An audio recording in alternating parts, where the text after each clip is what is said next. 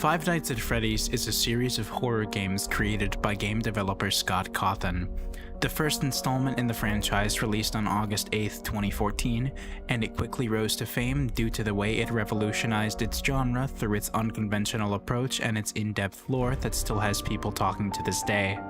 Throughout its many unique games, Five Nights at Freddy's always follows the same basic formula. A protagonist attempts to survive against deadly animatronics that may or may not be under a supernatural influence. As is normal in game development, there is always some unused or removed content that is left out of the final release. This video will be talking about all of the unused content from the main 9 games as well as the 4 spin-offs. This video will not be covering any lore, and will assume you have at least a basic knowledge of the games in question, so spoiler warnings are in effect. Bearing all that in mind, let's start with the first installment in the series, the original Five Nights at Freddy's. Right away, we can derive from the game's trailer that some things are inconsistent with the final release.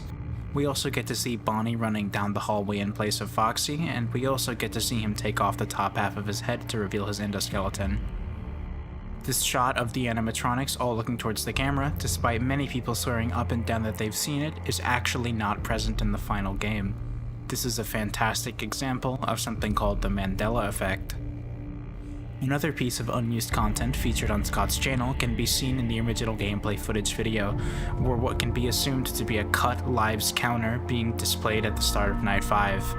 Funnily enough, this was only present in the beta version of the game, and because of this, we can likely assume it was a short-lived feature that Scott simply didn't end up liking.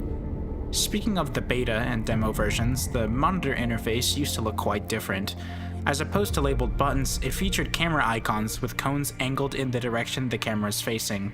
On top of that, some of the cameras are actually in different places. For example, the backstage camera used to be above the door, but was later moved to the opposite corner. The kitchen camera was also slightly relocated, not that it matters since it has no video feed. The original Help Wanted ad in the newspaper at the beginning of the game was also slightly different in the original demo. It was later changed with a slightly different camera angle, typo corrections, and an altered phone number, probably to avoid prank calls. There are also 2 images left in the final game that remain unused due to being obviously irrelevant after the demo. In the original mobile port, the game opened with this render of Freddy from the game cover, which was removed later when ClickTeam released the remastered edition.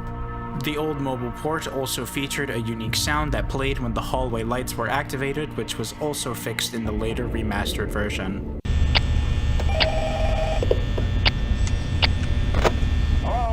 When the game was greenlit on Steam, the associated page had this icon with an endoskeleton design that wouldn't make it into the final game.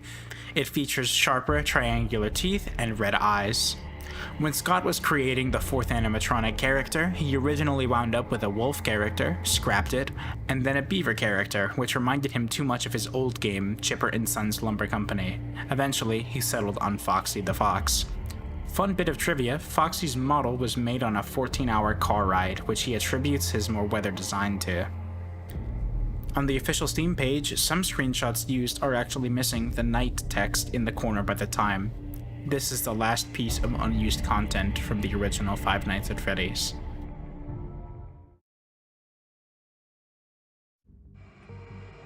Overall, Five Nights at Freddy's 2 has less unused content than the first game, but actually has an entirely cut game mechanic. There remains a sprite for a toxicity meter, which was later confirmed in Dawko's Scott Cawthon interview to be a way to avoid the player keeping the Freddy mask on for too long. Just so you're aware, it's going to be a trend that many of these things are confirmed in the interview that Dawko had with Scott Cawthon. There are also 3 unused character sprites, 2 of which belonging to the puppet. The first is a close-up similar to a frame from the jump scare animation, only lacking the white eyes. The next is a full body render, complete with cross brace and strings attached. The file name is Puppet in Office, which implies the puppet may have appeared in the office in a similar fashion to other animatronics in earlier ideas for the game. The other character sprite is this one of Toy Chica, which seems to have a similar implication as the one I just talked about, acting like Toy Bonnie when entering the office. For some reason, this game also features the sprites for the unused lives feature from the first game, and also the obligatory remaining demo text. The pre-release content this time around is a little different, as the second game began the trend of Scott's teaser images from his website. This teaser image that depicts Mangle and Foxy has a lot that I think is worth talking about.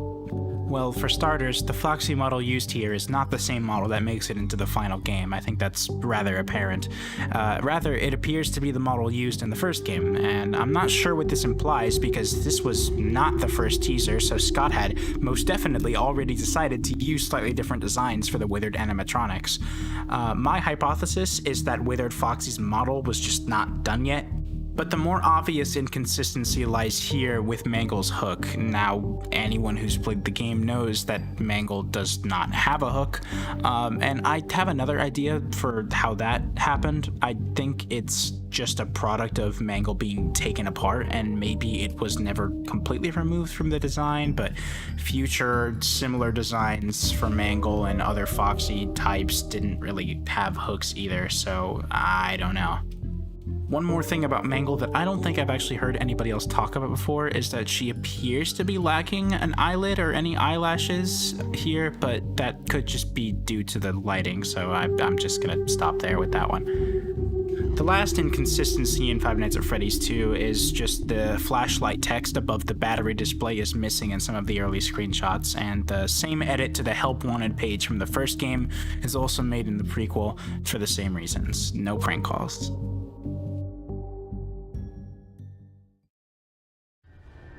The third game doesn't have much in the realm of unused content, but it is present. There are 4 unused sprites of the puppet, one of them actually being the same close-up that went unused in the previous game for some reason.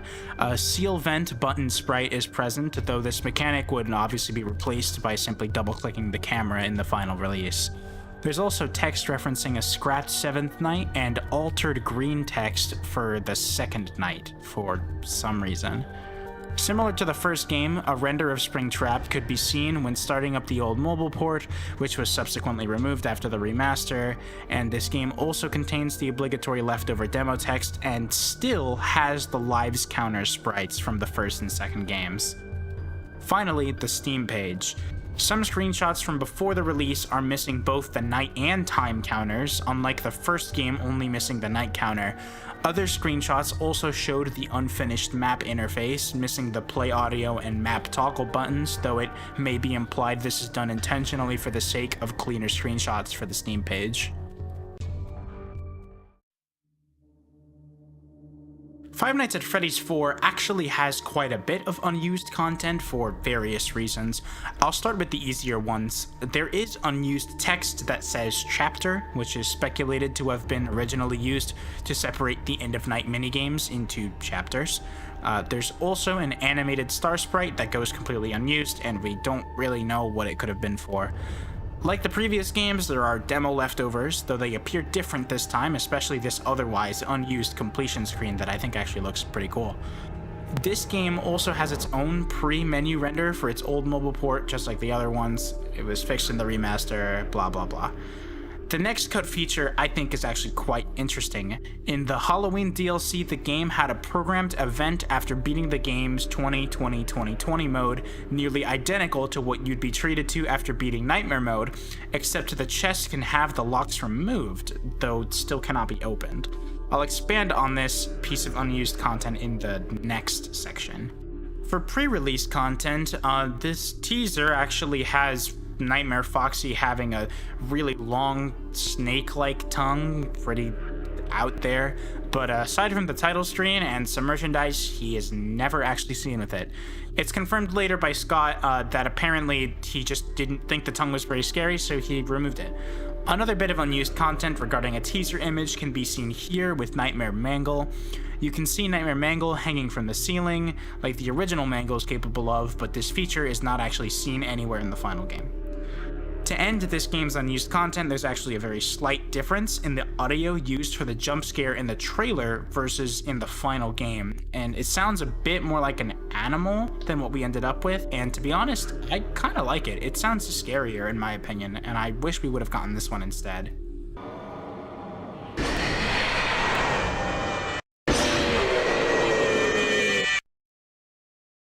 Five Nights at Freddy's world actually has quite a bit of removed content. For starters, there's an entirely unused music track, Ice Cave, which you can hear playing right now. And another piece of content related to audio is this unused JJ voice line, which I think is pretty hilarious. Now I'm going to kick your ass! Wait, what? I can't say that in the game. There's also hidden text in the game's code every time you beat the game, no matter what ending you do, and it says, "Well, congratulations, you beat a fictional monster from a fictional game, bravo, big deal." The next one is actually the result of a programming error and was not explicitly removed from the game, though it's not present. After 8-bit Fredbear first tells you to search for the clock, he is meant to say, if you keep following him, you will only finish a story. There is something more important for you to do. But instead, it automatically brings the player to the loading screen, ignoring this dialogue entirely. Remember in the last section when I said something related to the box, the infamous box, would be in this game's removed content? Well, a sprite for the opened box is actually present in this game's files. It is theorized that this might have just been intentionally left in the game as a way for Scott to mess with the fans, but who knows. The rest of the non-pre-release features are sort of miscellaneous, so I'll try to run through them a bit quicker. There's a sprite for unlocking a red chip named Curse Haunting, despite the chip itself not existing within the game. It may have been replaced with the green chip Quick Start Party. Brow Boy was originally meant to be a common enemy like Ball Boy, as can be assumed by this unused animated sprite. There's a swimming turtle sprite derived from Slumberfish that was likely a catchable creature in Dee Dee's fishing hole. It's the only non-robotic creature in its associated collection, so this is probably why it was never included in the final game. There's an alternate animated cupcake sprite, and its programming tells the animation to stop after the cupcake has bobbed down once. There's a text sprite that says Party Creation for the character selection menu from earlier versions of the game. It was removed when Update 1.20 added more playable characters. In the original release, this star sprite would have been used to signify if the player had gotten any of the 3 endings. There is a file that appears to determine a strength stat for characters on the character selection menu. It is never used in the game, and some programming of the expression is left in the game files. Finally, on to the pre-release content. Though it isn't used in the game, Scott refers to this game's characters as the adventure animatronics, which is backed up by copyrighted phrases. These 2 enemies, Unnamed Robot Bear and Golden Mech Crab, were never used in the final game, despite appearing in trailers and early screenshots. On another early screenshot, Shadow Freddy is shown with the Pizza Wheel 2 attack, which is later replaced with Escape Key. This next one is one of my favorites in this whole video because it just doesn't make any sense. So, in the official trailer, Freddy is shown to have a diagonal walking sprite, and in the first release of the game, Freddy could not walk diagonally. This already doesn't really make any sense. In version 1.20, Freddy can walk diagonally, but for whatever reason, the depicted sprite from the original trailer was actually not recycled for this purpose. I could not possibly tell you why that is, but that is how it is. Finally, the slow start enemies chip from the initial release of the game was missing its colon and has since had its spot reassigned to the block jumpscare chip. After that huge chunk of unused content, Sister Location tones it down just a little bit. We start with an unused sprite of Ballora receiving a shock from the primary control module spot with her endoskeleton face exposed. I think this actually looks pretty cool. Apparently this was meant to display when activating the controlled shock, which is not surprising. One of my favorite things in this video is this unused render of Circus Baby, which might have been like an early game over screen, I don't know, but I think it looks really cool. Another trend we've seen before, but here we can see an early map that would have been overlaid while in the vents, in the primary control module, and the circus control. There's also a technically unused 8th minigame cutscene associated with the custom night, though it is near identical to the first cutscene, just with the neighbors looking a little disturbed, so there's not really any reason for it to have been in the final game. Another interesting bit is these 2 unused voice lines for the female computer voice. Motion trigger, technician control. Glass pressure trigger. Please do not push against the glass. In terms of pre-release content, the 4th teaser depicts 7 Biddy Babs, but there are only 2 at any specific moment in the actual game, so it doesn't actually make that much sense. Another teaser shows Bon Bon and events related to the custom night, though this never actually happens. To end it off, there's actually an absurd plethora of unused Funtime Freddy voice lines, and apparently Funtime Freddy was originally meant to have a German accent? Listen to this. Glad to hack again. Come closer. I'll sing a song for you. Hello, little children. Glad to see you back again. Come closer. I'll sing a song for you. Okay, so in this section, I'm going to combine Pizzeria Simulator and Ultimate Custom Night since they are functionally meant to be one game and the amount of content that is unused warrants them being combined. In Pizzeria Simulator, we can see an unused star sprite, which would go on to be used in Ultimate Custom Night. There's an animated sprite that shows the tape recorder may have originally been reversible, as well as several unused buttons that are related to the tape recorder. An unused Molten Freddy blueprint is also present, describing him as having the most remnant of Afton's creations, and an unused white arrow that was also found probably for use in the game menu, I don't know. In Ultimate Custom Night, a piece of demo text remains that describes a point limit for playing. There's also 5 unused character sprites in this game's files. Adventure Endo 01 and Candide Cadet were both promised for the game by Scott, but Adventure Endo 01 never made it.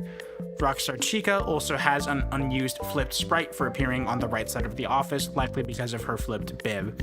Speaking of Chicas, Toy Chica had her movement and jumpscare flipped after patch 1.021. The last unused character sprite is this animated sprite of Bonnet getting her nose booped, which doesn't seem to have any place in the final game at all, so I don't know why it's here.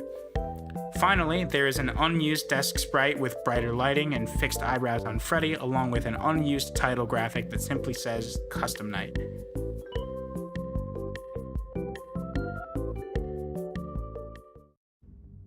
The first installment in the newer Five Nights at Freddy's narrative, Help Wanted, contains quite a bit of unused content to be found. For one, there's an unused Spring Bonnie texture that remains unutilized. There are no differences between it and Springtrap except for a small stitch indent on the upper left-hand side of the torso. It's possible this may have been the original planned model for Glitch Trap, but we don't know for sure. And also full models for blacklight variants of the main 4 animatronics, Freddy, Bonnie, Chica, and Foxy. Though Foxy's textures are like 5% complete with just like the eyes, so it's weird. There is an unused animation of a Freddle going underneath a bed, implying they may have originally been planned for the Night Terrors mode. A random doll model known as Toy Proxy in the game files can also be found, likely a placeholder for Plush Trap. There's also an alternate version named Big Toy Proxy, which was probably a placeholder in the Night Terror sections as well, having animations that resembled those of Funtime Freddy and Nightmare Fredbear.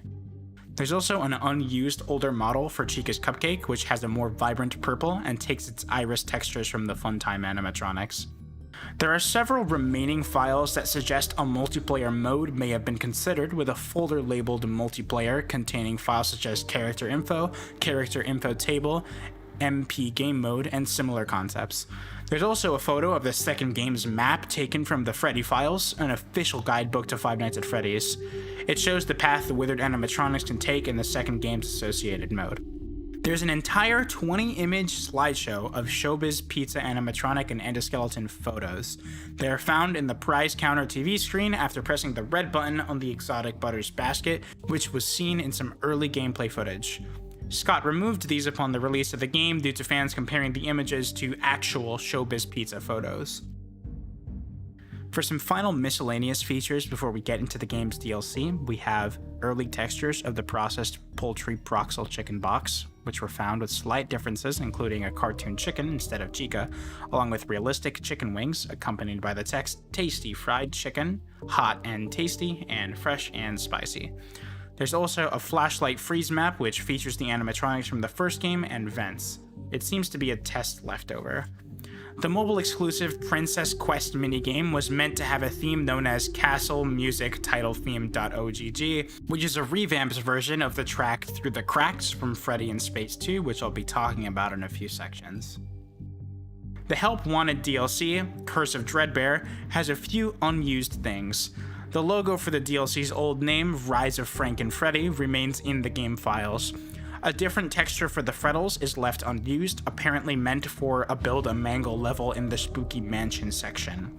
Since the texture appears burnt, they were dubbed Burnt Freddles. Grim Foxy has an old animation that went unused, howling rather than raising his scythe. There are also various early icons with slight visual discrepancies. Even after the new levels were added in the DLC, the coming soon icons stayed behind in the game files. Finally, for pre-release content, there's just a handful of differences.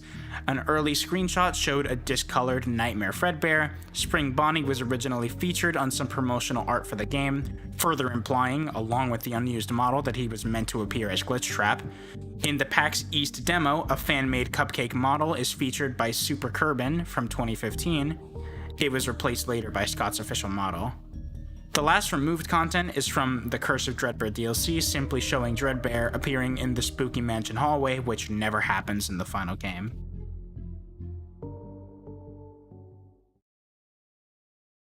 On November 25th, 2019, a mobile augmented reality game named Five Nights at Freddy's Special Delivery was released. There's a decent amount of content kept hidden in this game, starting with many Faz facts that were intended to reveal extra lore that were not present in the release. In a similar realm, there are many unused emails, which I will include a link to in the description, as there are far too many to cover here. Interestingly enough, there's also evidence that the game was originally intended to have a paid VIP subscription service, likely including better rewards and overall making the game experience easier, as many paid options in mobile games tend to do. We can safely assume this service was scrapped in favor of delivery events and bug fixes due to time constraints. For some reason, Plushtrap has a handful of unused prototype gameplay assets which were removed upon him actually being added to the game about a year after its release. The prototypes weren't very faithful to the original design, and they were much improved when he was actually added. On a similar note, there are two entirely unimplemented animatronics. There is a beta version of Lefty, his CPU icon asset still existing within the files, and his old model and animations from 2019 also still being present. The second animatronic is Easter Chica, found in the files in 2020 for no apparent reason. Shamrock Freddy also has slightly different earlier assets. There are 3 unused shop renders, which is a shame because I think they look quite cool, but they were removed in an unknown update. In terms of pre-release content, there's only really 3 things worth noting. We can see in an old screenshot an early beta version of the HUD with some slight differences, like the remnant icon and an on-off caption for the flashlight. Before the implementation of the balloon reward system, they were originally meant to be Faz crates, tiered bronze, silver, and gold. Finally, there is some beta code that remains in the game in the form of an unused file. All it contains is values for some item drop rates, including unobtainable items such as that, plus shoot and CPU, and Bear Endo's plus shoot and CPU. Here, I'm going to be combining 2 of the spin-offs into one section because their content individually is too small to constitute a whole section. So Freddy in Space 2 is a reference to a minigame in Five Nights at Freddy's World, FNAF 57 Freddy in Space. It's a silly side-scrolling 2D platform shooter that was made to promote a #CancelCancer Five Nights at Freddy's charity livestream hosted by MatPat from Game Theory to fund St. Jude's Children's Research Hospital. Most of this game's unused content is in the form of simple sprites.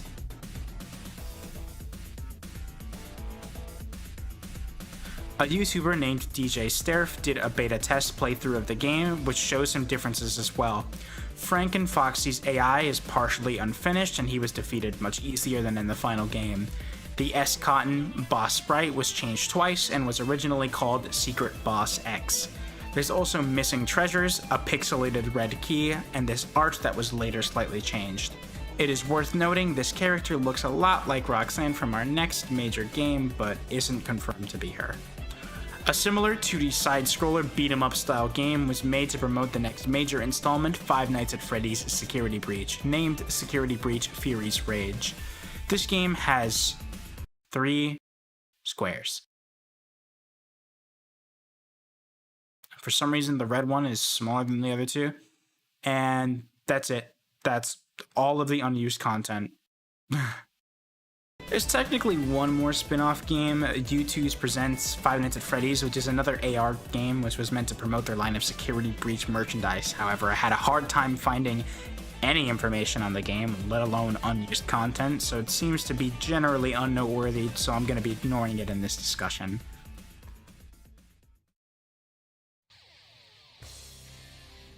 At long last, we arrive at the last major installment in the series, Five Nights at Freddy's Security Breach. With DLC on the way later this year, the game is infamous for having an incredibly troubled production and a really buggy initial launch. Naturally, there is, frankly, an insane amount of cut content in this game due to its nature. According to the executive producer of Steelwool Studios, the development team working on the game, future content updates are planned to re-implement, quote-unquote, most of the game's cut content, so this list may become outdated in the future, but will it really? Probably not. I'll begin with unused features. There was an extras menu similar to that of past games, which had tabs for a survival mode, mini-games, office games, a character gallery, DLC, and credits, though it remains unimplemented. The survival mode was an unused gameplay mode where the difficulty, hour length, and lives of Gregory were adjustable. He finally added the lives into the game. Jeez.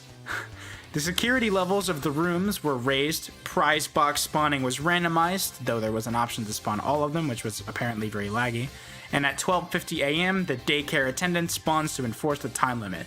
But since the mode is unused, the prize boxes, Glamrock Freddy, and recharge stations are all completely unusable, so the player always dies. The character gallery had an obvious use. The character would view models of characters and some of the arcade cabinet models. It was removed from the files in the February 2022 patch.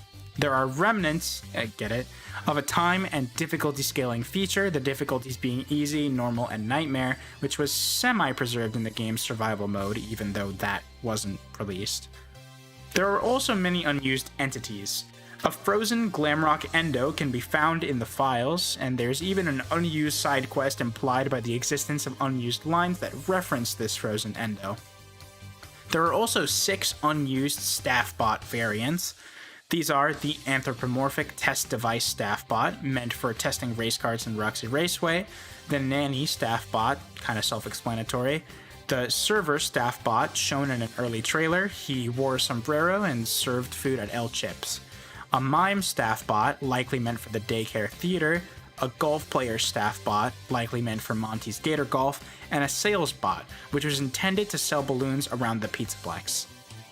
As far as unused locations go, there are only a few. There are a few hallways found in the files accessed through utilidors. These doors acted as travel methods throughout the Pizzaplex, and they led from Rockstar Row to Roxy Raceway to Phaser Blast, and Superstar Daycare to Monty's Gator Golf. The mechanic barely survives in the final game, as Monty can accidentally roam into the daycare when summoned by a security bot, and one mission sees Gregory sneak through a back area of Roxy Raceway to reach Rockstar Row. There's also an unused Fazcade Hive room complete with beehive decals, and many access hallways that were likely made irrelevant by the implemented elevator system. There are 4 unused minigames. Bonnie Bowl, which is an early bare-bones bowling minigame that is really unpolished, and it was likely cut early in development because it was permanently removed in the February patch. Chica's Feeding Frenzy, which was hinted at via duffel bag, and the arcade cabinet still exists in Monty's Gator Golf. The game is accessible through hacking, but is very unpolished and was also removed in the February patch. The third minigame was a minigame mission which would trigger in Roxy Raceway after placing the head on the driver assist bot. The minigame was similar to the Pizza Bot's Pizza Bake minigame, but Gregory had to drive around the track. The game's initial release opted to not use it and skipped to Roxy's decommission cutscene instead. Despite this, assets such as scripts, UI graphics, and dialogue are found in the game still. Through hacking, you can spawn the cart and drive it around the Pizzaplex, and running into any animatronic causes them to ragdoll Gmod style, though you still get a jump scare. Finally, the Monty Golf Arcade was originally meant to be extended, including double the total golf holes and improved lighting on many existing holes. Shockingly, it appears to be in a better state than the one that ended up in the final product, even more of an indication of the disturbing development cycle of this game. There's also an absurd amount of unused collectibles, dialogue, and voice lines, the link to which will be in the description below since there are simply too many for me to talk about. 3 unused assets also didn't make it into the final game. As we can all assume, Vanny was originally intended to have a much more active role in the game, as any main antagonist in a game should. This is supported by the inclusion of a Vanny meter in the game files, which can only be found using a debug tool. It was discovered that when the meter was full, Vanessa would become Vanny. Speaking of antagonists, one that actually goes overutilized in the fact that he shouldn't have been in the game at all, Burntrap, originally had a big role in the game. He has a chase sequence, a death animation, and even some unused audio in the game's files, but they're ignored, and the game simply skips to the ending cutscenes after the game is completed. For some reason, there's a cut texture for HAL 9000, the AI from 2001's The Space Odyssey, and I could not possibly tell you why this is. At long last, we're at the end, the pre-release content for Security Breach. There isn't actually much here, just some inconsistencies from trailers and the Nvidia showcase. There are some unused voice lines from Vanny, Roxy, Vanessa, and 1 to 2 quote-unquote unknown characters confirmed to be voiced by Matthew Curtis, who voices Nightmare Balloon Boy and Music Man. You will do as I say. You will bring me what I want. And if you fail me, then you will. Both of you burn! Finally, for some miscellaneous additions, the Magician Bot and Comedy Bot's unique models were unimplemented upon the game's initial release and re-implemented in version 1.07. And Freddy's unused loudspeaker for the Phaser Blast was a greeting for Pizzaplex visitors in the elevator, which were eventually added back into the game as well. Hey, superstars! It's me, Freddy! Welcome to the Mega Pizzaplex. Grab a jumbo slice of pepperoni and top it off with an ice-cold Fizzy Fazz. Then enjoy our super games and attractions. Don't forget to stop by Rockstar Row and meet me in person. Have fun and have a Fazerific day. That was not me. That was a recording. I want to make sure you are not confused. And that catches us up to the present day.